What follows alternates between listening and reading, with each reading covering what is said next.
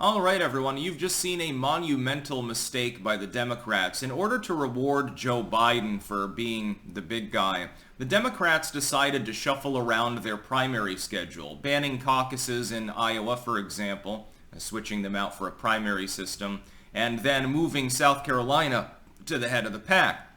New Hampshire decided not to abide by this and to maintain their primary at the normal date, which means that the Democratic Party is not going to allocate any relevance to the New Hampshire primary.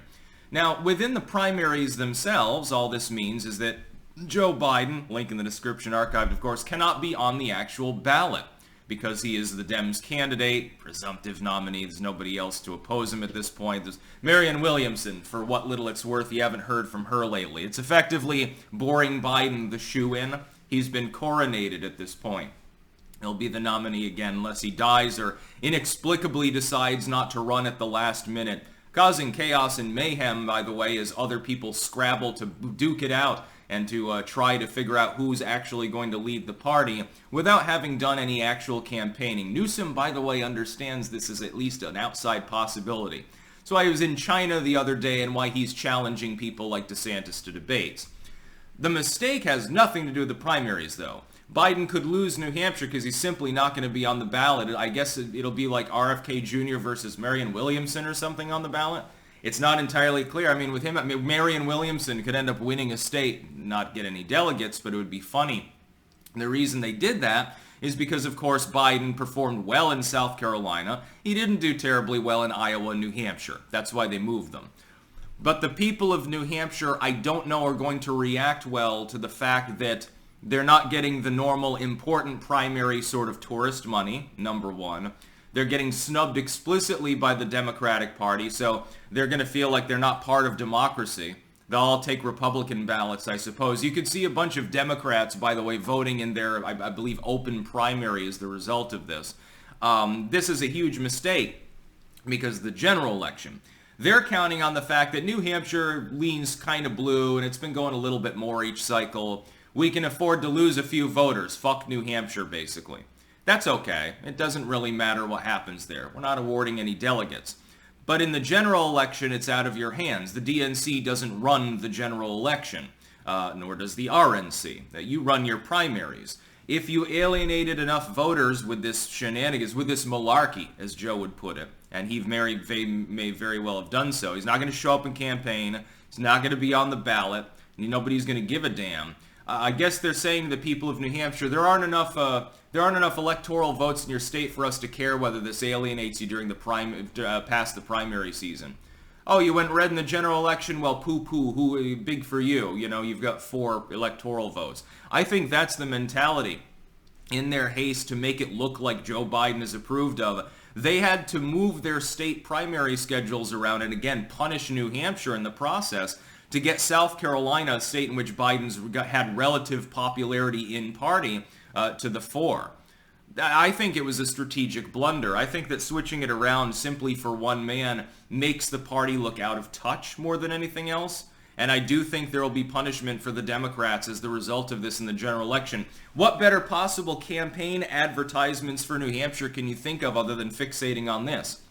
Well, the Democratic Party decided to punish you for not gushing over Joe Biden the first time around. Why would you bother to vote for him now? Hey, you remember, we held primaries at the normal time and care about your state. The Democrats decided you should be in 4th place. They decided to punish you literally and explicitly in the political system for deciding to stand your ground effectively and say we're not going to move our primary arbitrarily because you want to fiddle around and quite literally rig the primaries. That's exactly what they're doing. They know. They knew if they went into the primaries, Joe Biden's leading as the only mainline candidate, but still somehow manages to lose, or not outright crushes his, well, at this point, I think one opponent. I don't know if RFK Jr. will still be on the ballot there, now that he's dropped his bid. Maybe they're already printed up. I'm not 100% sure. Anyway, you get to the point where Joe Biden, leading nationally by a huge margin, loses or doesn't come in particularly well in the first 2 states, and it drags his campaign. That's what they were afraid of. So they said, let's take a nice, safe state with a lot of Biden-loving Democrats and put that at number one. We're going to shuffle the order around. We're moving that ahead. And they used the excuse that it was about racial demographics too. They're telling the people of New Hampshire, sorry, but you're just too white. Sorry, but you don't represent the nation or the voters that we specifically think we want to target. South Carolina does. It's got a much larger black population, and inexplicably Joe Biden, at least back then, was well liked among black voters. It's a little bit less now. They might punish him up and down the ballot as well. I think this is a strategic blunder. I don't think that it necessarily loses in New Hampshire, but it could. And the fact that we're talking about New Hampshire potentially going in that direction is pretty damning for the Biden admin at large, the Democrats as well as in total. We've got new polling from New York, a suggestion that New York is within a single-digit margin at the moment. Again, if we look at the last few elections, New York, because of the migrant crisis and crime specifically, is beginning to move red as well. Now, this does not mean demographics is destiny and you're alienating all of the voting demographics in New York, so it's going to go red in the 24 election. I'm not saying that. You would need even more of a sea change. Like, Trump would have to be leading by like 10 points nationally to grab New York. It's possible, Joe Biden could have a real bad Alzheimer's moment when the general election's already half over and the writing would be on the wall for a lot of people. You could have such a thing. But then again, I mean, the likelihood of that is about the same as somebody taking a shot at Trump because they're genuinely worried Hitler is coming back because Maxine Waters told them so.